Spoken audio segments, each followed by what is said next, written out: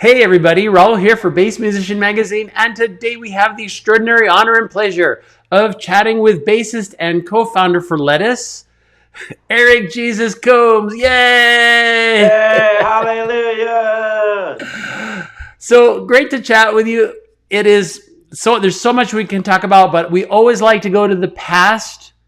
How did you get started in music and particularly on bass? I got started in music because my father is a musician professionally still to this day. And he started trying to get me to play different instruments. I started playing, I think, clarinet when I was in fourth grade. And then I picked up a little guitar. I was playing guitar for a couple years in jazz band. I think this is about sixth grade now. And I'm playing guitar. I'm trying to be like Steve Vai and Yngwie Malmsteen and all the different, I was listening to just everything, Pink Floyd, old school Jimi Hendrix, and trying to learn things on guitar. And then my band instructor, Len Wicks, thank you very much, Len. I fought him very hard on it. And he said, "You're going to play bass." And I thought, well, I'm the best guitar player out of all these guys. So how come I don't, I was such a kid. I didn't know what the heck was going on. And he was probably like, well, yes, because you are. I mean, none of us can play guitar at all. Me and my buddies, and we were just trying as hard as we could. But he was like, "You have the best chance of maybe possibly playing bass with all these, seventh grade saxophone, trumpet." And so he forced me. Len Wicks, thank you for forcing me. I fought him. I said, "No, I don't want to," and the whole thing. And I never really wanted to play bass. And sometimes the thing you're supposed to do isn't exactly what you want to do, man. I got to tell the kids, like, sometimes your dad tells you clean your room, just clean it. It's Yeah, going to be so much nicer for you. It's a nice room is nice. yeah, And you'll yeah. see when you grow up, it's nice to have a nice room. So someone tells you to play bass, just do it. I fought him and I was so reluctant. I didn't want to do it. But yeah, thank God for Len Wicks. He just forced me to play bass. I remember I got really nervous and embarrassed one day when he said, "Hey, Eric, there's this thing. It's called walking bass."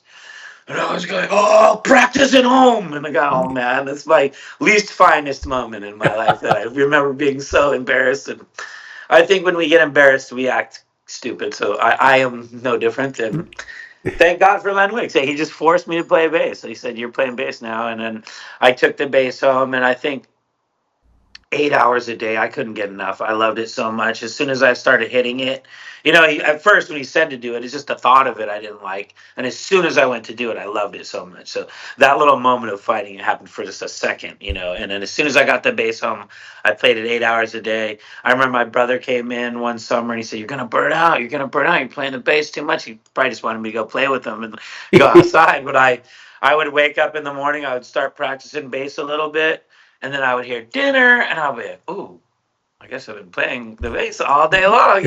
So yeah, I love it. I love bass, and it's kind of like, now I'm not trying to be a jerk here, but what are we? We're bass players, and like, if you, I kind of, it's a bad analogy, but it makes sense to me sometimes. It's like being the busboy at the nicest restaurant in the world. You Mm-hmm. know, every bass player, every band, like being a bass player.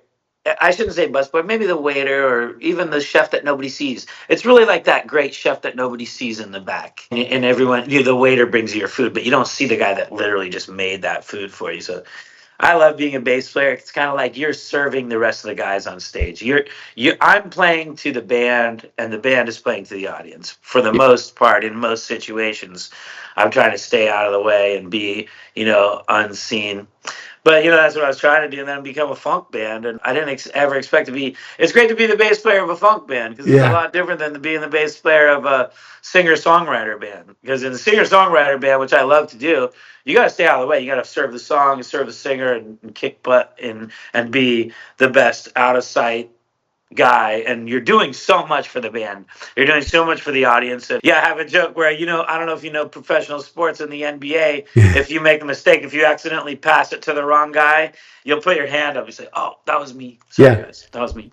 So yeah, I think as a bass player, a lot of times the audience has no idea who made the mistake, and so I'll put my hand up like, "That wasn't him. That wasn't the saxophone. That was not the trumpet player. I'm sorry. That was the bass player. I know you guys don't know, but I'll just call myself out real quick. Yeah. Take it light." But man, bass has been such a blessing. It's been a blessing to be a servant, and it's just like it's kind of a servitude situation, and I love to do it. And then I got thrust into a funk band where it's kind of like you're more out front and you're more of the lead instrument. So I'm really blessed. I'm really thankful for all that. There you go. Well, and after middle school, you did follow further studies, right? Middle school of bass. Yeah, Oh yeah, I bass. graduated Berklee College of Music. Like as soon as I was getting going on the bass, my dad tells a story of me walking into the room, shutting the door, and saying, "Hey, this high school stuff is too juvenile. I know what I want to do. I'm a professional musician. I'm already making money." So Yeah. I started in high school. There was a great guy named Dax and the LPG, this rap group, Christian rappers, but they were making a record. And so I was always trying to be a recording musician. So he paid me. It was my first working gig as a recording bass player. It was on the LPG, hip hop, Christian hip hop. It's called Earthworm or something like that, the album. And I played bass on the whole album. And I always took myself seriously as a businessman. We did that record, and a couple records later, it was like, yo, budget's small for this one. I was like, okay, just put my name in all caps and make it huge. Yeah. Man, I shouldn't have said that because I look back at that record. It's like all the credits are normal except for my name's huge. It just looks so out of place. Like, my advice as business is work with whatever budget they got. If they got $20, split the $20 up and do the record. If they got $2,000, take the $2,000 and do the record. I shouldn't probably be saying this because that gives away my business skills, but I want to do the music, so I'm just gonna do the record. Mm-hmm. I shouldn't be telling everybody this. If you want me to do your record, I'm gonna do it. I love music too much, but I hope you have $1 because I have this rent and I gotta pay that shit. Yeah. Yeah, so that's always been my goal, and so I just remember asking him to put my name really. Back then, I went by Boogie. I never had the name Eric. No one ever called me Eric. It was Jesus, E Danger, Boogie. So back then it says Boogie on those old records, and it says it really big and in bold, and I feel so bad I made him do that. Nice. Well, and the focus at Berklee has been, and I think it's changed a little in more recent years, but it's been a really strong jazz focus kind of program. How did the whole funk lettuce thing come about? Well, it's classical and BAM or Black American music are the best things to study. No matter what kind of music you're going to end up playing, you're going to want to study some classical or some BAM. Mm-hmm. You're going to want to study that early American, heavy chords music, the bebop. And I think it's important to study that. And I think every great funk musician that we know wanted to be a bebopper, like Fred Wesley and Shaka Khan all have like jazz and bebop BAM records. I almost went to Chapman University and studied classical music. And my favorite bass player, my teacher, well, John Patitucci was a friend of my father's and a friend of my father's friend, Roby Duke, a really great man, Roby Duke, producer. And John and him had been friends for years and years. So Roby told my dad, "Hey, John Patitucci is my good friend. I hear your son's playing bass. We should have him get a lesson." So right after I started, I've been playing 6 months or a year, and John comes to the house 2 or 3 times, eats dinner with us, give me like a 3 or 4 hour lesson, two hour lesson, just hanging out, grooving. Hey, hold down a groove. I'll take some solos, play some chords. Just up in my room teaching me bass, and that pretty much blew it out of the water. After I saw Chick Corea Electric Band with him playing Mm-hmm. with the whole Dave Weckl, Frank Umbali, Chick Corea, rest in peace, one of the greatest musicians and greatest people, and the way he heard music and the way he heard melodies and the way he formed bands, and it all trickling down from Miles, Miles finding Chick and Herbie and Chick finding John and Dave. And so seeing them at a very young age, I barely played bass for a couple of months, and I saw Chick Corea band with John, and then the superhero that I saw, John, shows up at the house and is super nice to me. Yeah. It was just like I was out, I was gone. I had to play bass forever, and I wanted to be the best. And I see John Patitucci live a couple of times. I saw Marcus Miller at Catalina's. I see Nathan East a few times. Yeah. So yeah, before smooth jazz got really smooth, it was just really badass cats playing, a little bit smoother music that was still really funky. So, like when Foreplay came out, I remember seeing Nathan East, and it's Harvey Mason. So, I mean, you can talk all the crap you want on smooth jazz, but that's Harvey Mason and Nathan East, and those guys are bad cats. And Yeah. so, like, I personally love to stick up for Kenny G, man. Kenny G is bad, dude. Yeah. Like, Forget it. I saw Kenny G when I was a kid because my mother, rest in peace, I love you, Shelly. She forced us, know it all musicians to go see Kenny G because she's like, Kenny G's dope, guys. And we're like, okay, we'll go with you. Man, that was one of the best concerts I ever saw. Michael Bland on drums, Prince's drummer, rest in peace again, one of the greatest of all time, Prince. So I saw Michael B play when I was a kid, and I was just starting to play bass, and I saw these shows, and Kenny G is incredible, man. Like, I love Kenny G. I would never talk crap. And I think what happens is you get really, really successful, and there's going to be haters. There's going to be people that want to pull you down, and Kenny G sold diamond. Yeah. And most people have, I have platinum plaques. I got a couple of platinum plaques here. I don't know if you can see them. Yes, we can. That means you sold 1 million records. It's hard to do nowadays. Wow. So that's Anthony Hamilton's first record, which I did with my brother, Tyler Coomes. He played drums, and I played, we both wrote and produced on that record. That means we sold 1 million copies. And then here's, can you see that one? I can. That one's Compton by Dr. Dre. Wow. There's basically about 50 of those that I didn't, you have to buy those, They're like, if you get a really nice one, they're like 800 or 15. You can get a $1,500 plaque. So I kind of wish I had my college dropout plaque and my Snoop plaques, but I don't. You know what? I don't need a. Tribe Called Quest had a great saying. Fife Dog, rest in peace. He said, "I'll never let a statue tell me how nice I am." So I just got the 2 platinum plaques, but Kenny G sold diamond. Yeah. That's 10 million. And people don't do that. So when you do that, they're going to have some haters, I guess, and people just were like, I guess they got too much of it or something. But Kenny G, I saw him, and I literally bought a Yanagazawa soprano sax right away, and I wanted to be Kenny G. And that was before I even played bass. So I'm very emotional, and like, just also, it's not just emotional, I'm passionate as heck. Like, I remember way before bass and guitar, I think I went to see, some opera, and I was sure I was gonna be an opera singer. I wouldn't stop singing opera. And my parents told me, "Yeah, you were gonna." It was only a couple of months, but you were sure, and you were singing opera all around the house. Just There probably you go. making it up, but there's something about the human drive. When you get something going, you're like, "I gotta do this." Like, if that doesn't go away, you're gonna do the thing. You're gonna do it, and you can do it as better than anybody else. You can do it well, and you just gotta have passion and drive, and like a belief. You gotta believe you can do it, and believe in yourself. But I had that always, and I was basically just looking for an instrument. And then finally, jazz band teacher said, "You play this instrument," and I was like, "Okay, fine." And the thing about playing music, you're always looking for someone to say it was good. Or basically not say stop that right now. Basically, you play music, it's loud. So the main thing you're looking for is someone not to say shut up. See? And then on top of that, if they say that's awesome, and then they got all happy, man, that's really what we're all looking for, is someone to enjoy what we're doing, Nice.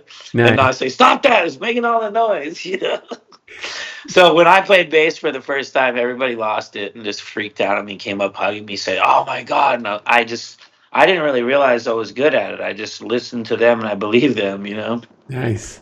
Now, imagine in the early days you were playing upright, but you're playing electric now, right? No, I got an upright and played it a little bit. I never really played upright too much. I had one. I have one. My friend Ron Feemster. Ron, I need that bass back. I love you so much, but where is my bass? I don't know where it is. I hope he may or may not have it. Ron Feemster is an amazing, amazing producer, amazing person, amazing keyboard player. He did a bunch of work for Dr. Dre when we caught him out. Me and my friend Erick Walls. I don't know if you know Erick Walls. He's Usher's guitar player, and he's a fantastic friend of mine. He's done lots of shows. But if you go to Vegas and see Usher, you'll see, or if you watch the Super Bowl, you saw my friend Erick playing guitar. And we called Ron Feemster out when we were doing the Anthony Hamilton record, because the guys, the producers we were working with, said, who's got good key skills? So Erick called his friend Ron Feemster back from North Carolina. As soon as we got him to LA, he was working. He did like a Pepsi commercial, did all the music. I mean, he's just a phenomenal musician. But he has the upright bass. I never really played it too much anyway, though. I've always been an electric player. Gotcha. So my first bass was like an Ibanez Sabre. The thin Sabre bass was bright purple. Oh, wow. I've been flashy. So I think I had a bright orange Ibanez guitar. And so I was like, I'll get a purple sparkly bass to match it, And I still play guitar quite a bit. I love guitar, and I was fortunate to play. What happened is I was playing bass for DJ Quick for years. Every day, I just DJ Quick is a lot like Dr. Dre as MC, rapper, brilliant producer, incredible engineer, and so I was working with him. When I first started working, I just like wanted to work but play music and do something cool that could make money. And I remember seeing Quick have like the theme song to a couple TV shows on BET, like the Comedy Hour, and I was like, this Quick guy is working. He's getting checks. I need to be around him. And somehow we just ran into each other. So Hmm. played with him for about 10 years every single day. And he taught me so much. But man, he taught me a lot. But I'm not sure exactly what. Oh, yeah. I was playing bass with him for a couple of years. And he's like, man, I really need a guitar part. I was like, okay, cool. He's like, I got a guitar. So I just busted out. So he busted the guitar out, and I could actually play it already. That's another lesson I wanted to tell bass players. Is I played guitar for years. I don't think I mean, I must not have been very good. Nobody said anything. Nobody said anything. I had fun.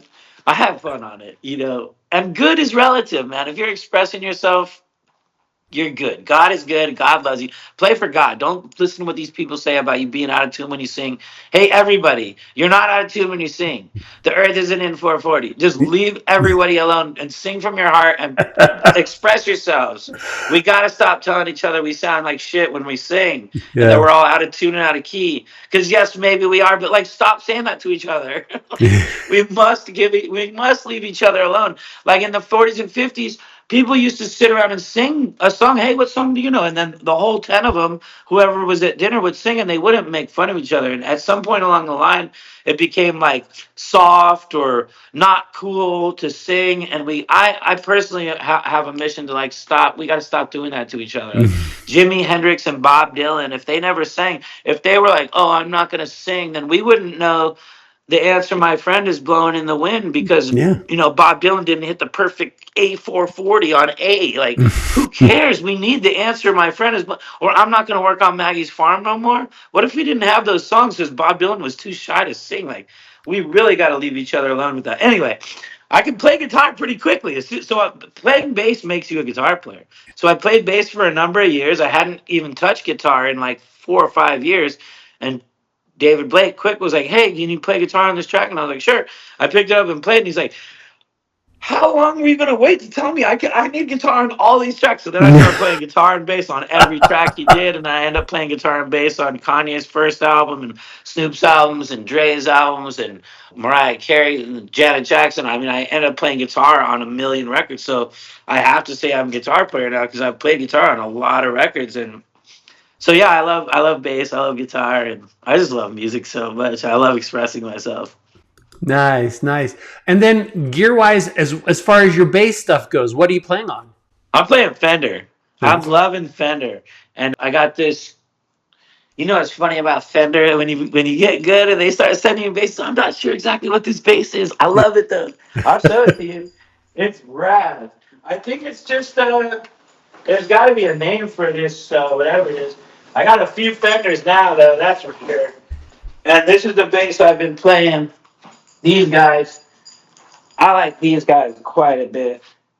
And also, this guitar was given to me by DJ Quick, so this is the guitar Quick gave me. I love the color, Oh, and nice. it's a Strat, and it looks like a normal Strat, but it doesn't sound like a normal Strat. It's just gorgeous.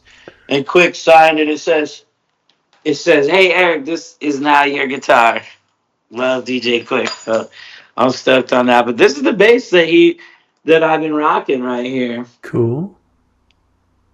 Oh, I was gonna say it is made in Mexico. Viva Yes. Mexico. I have always heard that like Mexican basses are not as good, but this one is incredible. So this is a Mexican made Fender jazz bass. And it's pretty standard to be honest with you. It's just like a new Fender jazz bass. Um, Nice. you can see the two pickups and like I literally haven't even taken off the The I plastic. toured with this thing. I didn't take that off. Yeah, basically, I had another bass, another Fender that was it was going great, and then the truss rod just kind of broke. Oh So no. I had to get a new bass, and it took me a minute to realize it because I thought it just needed a setup. That is one thing I will say: have your basses and guitars set up professionally, and even if you're not a professional musician, because I think something to say, especially if you're a newer and you're picking up bass, not every bass is as easy or as difficult to play. Like a lot of people will pick up a very difficult bass or guitar with really high action. The first couple times they try and they go, I can't play guitar, I can't play bass. It's I couldn't make a sound out of it. And then I, as a professional musician, will pick up the same guitar and be like, I can't make a sound out of that thing either. Yeah. Like you need to get a nice guitar set up real nice where the strings are kind of low to the action. Action means how high or low the string is from the neck. So if it's super high, that means you have to press down really hard, really far. So Nice. I think if you're just starting, make sure you try a couple of different basses, different guitars, and see if one of them's easier to play. And if you find one that's easy to play, buy that one. Like this thing is not that easy. So whatever you can do to help yourself out, and like buy a bass that's not as difficult to play, that you can make sounds out of. Like music should be fun. Expressing yourself should be fun, and you should be relaxed while you do it. And you can't relax if you're like insanely. I don't know. I just think, this bass is really nice. It's all Fender. I'm all Fender, and then this guitar is this gorgeous Strat I got. So I pretty much roll around with these two. I have other secret weapons, but they're secrets. You know what I mean? You can't see them in the studio, and I'll never tell them. So there's another bass I've been playing, but Fender has just been so good to me, and this is what I play with Lettuce on the records and live pretty much all the time. So very cool. Yeah, the truss rod on the other one broken, so I had to get a neck repair on that one. Starting to have a few basses around these parts. When I was a kid, I always thought, wow, it'd be cool to have a lot of basses. Now I have quite a few basses. I can show you some more. They're all over the place here. This one's named Penny, or no, what is this bass's name? His name was I named this bass because it looks like a copper penny. It does. It's beautiful. I think I named it after that Tom Cruise's girlfriend. What's her name? Penelope. That's right. Penelope Cruz. Yeah, so that's nice. These are nice. I love my old fretless Padula. I haven't seen it in a long time. It's right here. This thing's gorgeous from the 80s right here.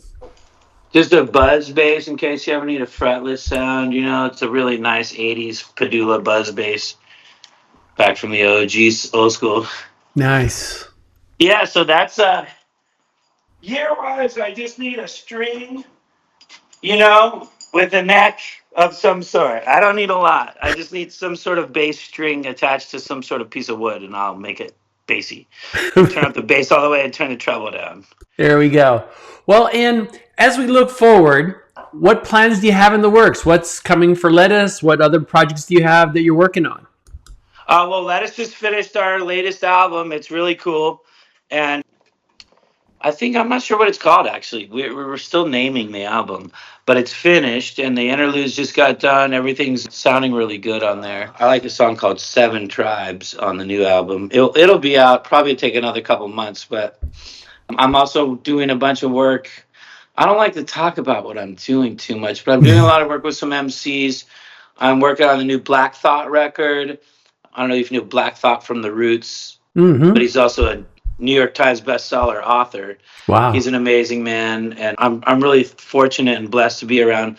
There's a guy named Blue, an MC named Blue, an MC named Logic, a few different people. I get blessed to get called by these great engineers. My friend Fed hit me up, and so tonight after this interview, I'm going to go play on a couple whole records, probably a few records, and I'll just do the whole session. I'll go each track by track, and I'll put bass on all these songs. So I'm excited about that. I think when the Black Thought Madlib record comes out, I'm really thankful for Madlib, and I'm doing all kinds of stuff, man. God is good, so I'm always working and just try to stay busy and productive, and I love to write.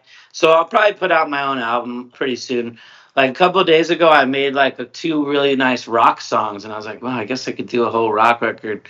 I just want to be a little bit more productive this year and do a couple albums and put them out. And I sing a lot, and so I'm like I was saying, we got to not give ourselves so much trouble about singing and not give each other so much singing. But I've been singing since I was a little kid, and bass took over my life so much that I still sing every day. Just nobody ever hears me. So I probably want to do some vocals, and I studied songwriting in Berkeley, so I want to do some songwriting and sing some songs and put that out. But yeah, I don't know. Life is good. I'm just happy it's for another day. I'm thankful for another day on the planet as a human, and for the love I can put out and try to bless people. And that's really what we're doing. We're putting out love in the form of music, and hopefully we get a little bit back. You know what I mean? Nice. Well, and if people want to know, because you've got so much going on, if they want to know, they can go to www.lettucefunk.com. That's right. That's where the tour dates will be. Come see us play. That's probably the best thing I should say. Come see Lettuce play a show. It's really beautiful. It's an experience. It's an energy exchange, and we play a lot of shows a year.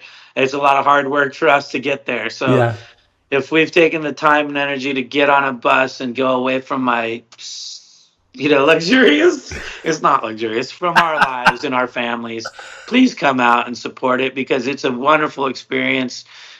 Sometimes it changes people's lives, and it's such a blessing to have people come up and say, you got me through this hard time or whatever. But come to a Lettuce show. We do good stuff out there, and it's really fun. Nice. I also I'm always doing my older brother, Tycoon, my big brother. He's a producer and a drummer, so we do shows together too. We'll be doing a show in New Orleans for Jazz Fest. We just call that the Coomes Brothers, but we're always working on stuff. We'll have releases coming out. We just did a Jimi Hendrix cover so that'll be pretty sweet. I'm probably gonna put that out on vinyl. Look for Coomes Brothers and lettucefunk.com. Come see a Lettuce show, please. There you go. And you're on. They can find you also on social media, I take it, probably Facebook. Jesus C Superstar on Instagram. Very cool. I play pretty aloof. I don't go on. I'm not trying to. I just do random posts of whatever I feel like. It's not like I don't know. I try not to be on that thing too much personally. Yeah, you're doing a lot of other stuff. That's what matters, right? Yeah, I mean, it's just like I said, when I was a kid, that was way before the phone came out. And when I was a kid, I would go upstairs. Once I had a bass, then it was already in my room. And I think I was 14 or 13. I didn't leave my room. I opened that bass case. I woke up, I looked around for a second, opened the bass case, sat on my bed, played the bass for 8 hours straight. And that's why I am where I am today. But nowadays, I notice that if I open Instagram, I'll look at that thing for a couple hours straight. And I know kids are doing that. So it's like, put that thing down, pick up an instrument, yo. Like, I'm trying to do the same. I'll just delete Instagram off my phone. Nothing deletes. Your whole thing is still there. You just can't get it as quick. So yeah, so I try to balance that. You know what I mean? Like, look, it's like our attention. Like, don't let them take your attention. Focus your attention wherever you want to. You know what I mean? Like, focus on some music or whatever. But yeah, so I try not to be all Instagram-y, but I'll be on there. If you DM me, I'll say something back.